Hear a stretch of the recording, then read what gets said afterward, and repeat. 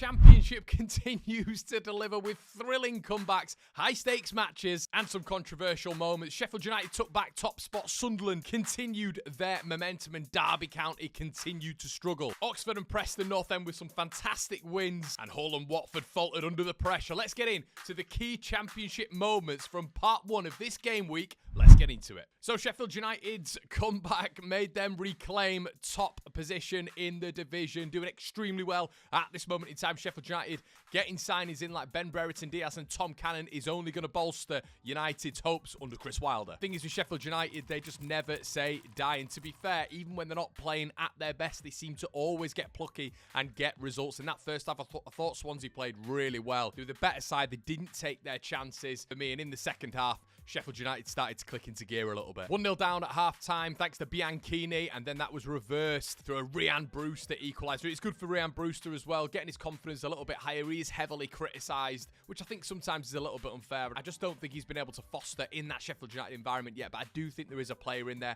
Harry Darling with an absolutely mental red card, which certainly was a red card, and then Harrison Burrows getting on the score sheet yet again for Sheffield United. What a signing he's been. Once again, I really like Chris Wilder's proactiveness in this game, bringing on substitutes at halftime, which tipped the balance a little bit. That proactiveness is absolutely key in this promotion race. Seeing the problems, identifying it, and rectifying it. But once again, it showed Sheffield United's resilience, and I don't think they're the most glamorous side in this division, but the thing is, they're just getting results. They are a bit of a machine at this moment in time. They had a little bit of a falter over the Christmas period, but Sheffield United are just trucking on nicely. Swansea definitely could feel aggrieved with some of the refereeing decisions in that game. Some would say it was slightly teetered towards Sheffield United. United fans won't care about that, and Wilder's comments pre and post match just highlights clear ambition to secure that top 2 spot. That's Sheffield United's third win on the bounce, but with Leeds United playing Norwich tonight, they could be knocked off top spot. Sunderland as well keep up their momentum after a really good performance at Burnley, which they should have won in my personal opinion. They've backed it up with a 1-0 win at Derby County, and as much as Derby have been faltering of late, a lot of their points have been picked up at home. The match was decided by Mayenda's strike. Fantastic for the young lad, and listen, he is proving a real option now. He came from that rotation position really in this Sunderland side.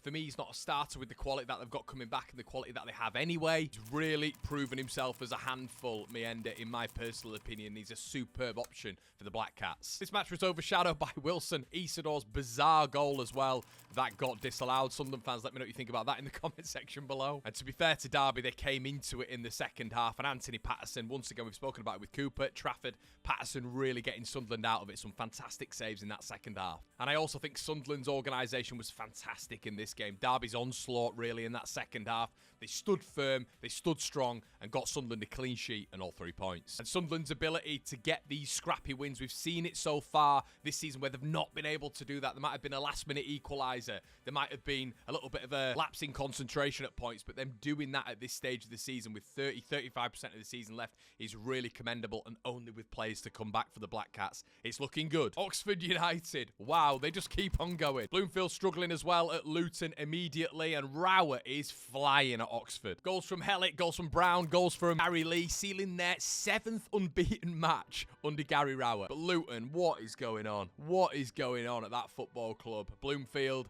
has come into a team now who are just void of confidence, and he needs to start getting results very, very quickly because they're getting sucked into it now, Luton. Oxford's transformation under Gary Rowett has been exceptional, and we've still not seen the peak of the powers of Rowett with Tom Bradshaw at his disposal. For Luton, seriously, they're in real danger now of relegation. It's reoccurring issues, obvious issues that are happening for Luton every single week. Their inability to defend crucial moments is a serious problem, and they're getting sucked in. Back-to-back relegations is a real possibility now for the Hatters. Oxford move up to 14th. Fantastic for them. Luton stay in the bottom 3 on goal difference. QPR with another impressive win at Hull City. Hull struggling amid a fantastic goal from Loney Joe Gelhardt. Now under Marty Quafentes, QPR's 4th successive win. I was mentioning at the beginning of the season that I think under this manager and with the plethora of players that QPR have got, and I think they're quite underrated. I said at the start of the season that I believe they're going to get close to the playoffs. I believe they can get into the playoffs as well under this manager. I think he's very, very good at this level. That is their 4th consecutive win, and it's another away win for QPR. They seem to have this real ability at this moment in time to manage games, which is absolutely key when you go into the playoffs. going for the playoffs, I should say, and they're able to defend in a really structured, solid manner. Hull, however, are in deep trouble, struggling to keep clean sheets, struggling to get any sort of passing sequences going, in my opinion, from the defence into the midfield, and they're seriously facing a big possibility of slipping into that relegation zone, and you're hoping that a player like Joe Gelhardt, with what he showed the other night with a goal of that calibre, he can do that more often, because Hull are going to need him. QPR up to 9th, just 4 points off the playoffs, and Hull City are in real trouble.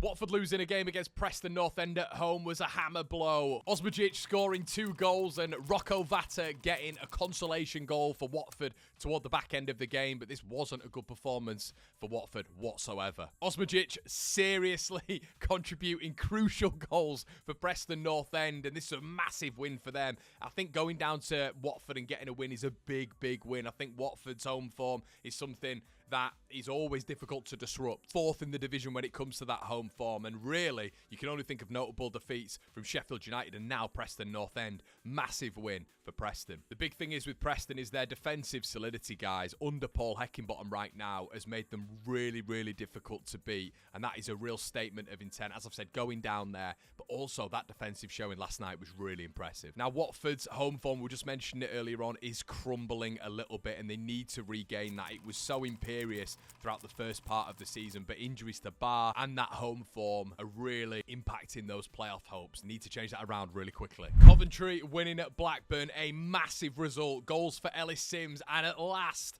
Thomas Asante gets off the score sheet. Huge for him. Can they actually get a little bit of form from him now? As I've said, last season at West Bromwich Albion, 12 goals, a really good campaign.